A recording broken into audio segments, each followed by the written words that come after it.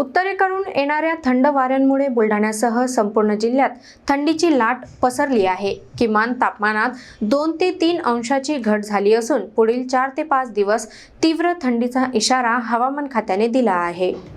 उत्तरेकडून येणाऱ्या थंड वाऱ्यांचा प्रभाव बुलढाणा जिल्ह्यावर स्पष्टपणे जाणवत आहे।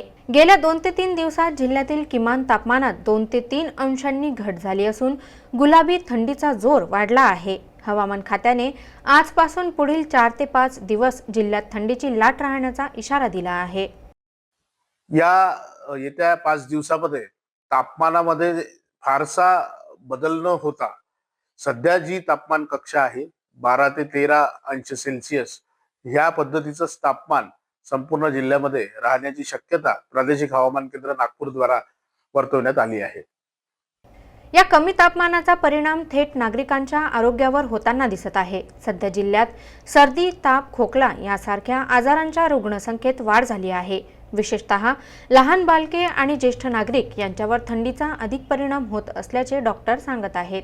त्यामुळे उबदार कपडे वापरणे, थंड वाऱ्यापासून बचाव करणे आणि आजारी वाटल्यास तातडीने रुग्णालयात उपचार घेणे आवश्यक असल्याचे आरोग्य विभागाने सांगितले आहे।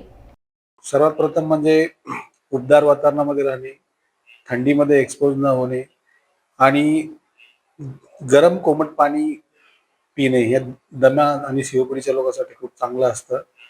आणि जर आजारी पडले तर योग्य वेळी लवकरात लवकर हॉस्पिटलमध्ये उपचार घेणे।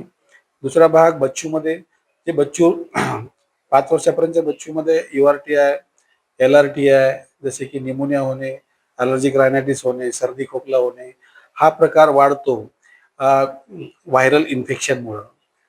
त्या कारणास्तव बच्चूंना अतिशय उबदार वातावरणामध्ये ठेवावे आणि जर जेवढी शक्यतो काळजी घ्यावी आणि जर ते आजारी पडत असतील किंवा त्यांना काही प्रॉब्लेम झाला तर सरकारी दवाखान्यात किंवा नजीकच्या दवाखान्यामध्ये त्वरित उपचार घेण्यासाठी दाखवून द्यावे। थंडीपासून बचावासाठी जिल्ह्यात अनेक ठिकाणी नागरिक शेकोट्यांचा आधार घेताना दिसत आहेत। शहरासह ग्रामीण भागात पहाटे आणि रात्रीच्या वेळी शेकोट्या पेटलेल्या दिसत आहेत। तसेच थंडी वाढल्याने स्वेटर, शॉल आणि उबदार कपड्यांच्या दुकानांमध्येही मोठी गर्दी होत आहे। दरम्यान पुढील काही दिवस तापमान आणखी घसरण्याची शक्यता असल्याने नागरिकांनी आवश्यक ती खबरदारी घ्यावी असे आवाहन प्रशासनाकडून करण्यात आले आहे।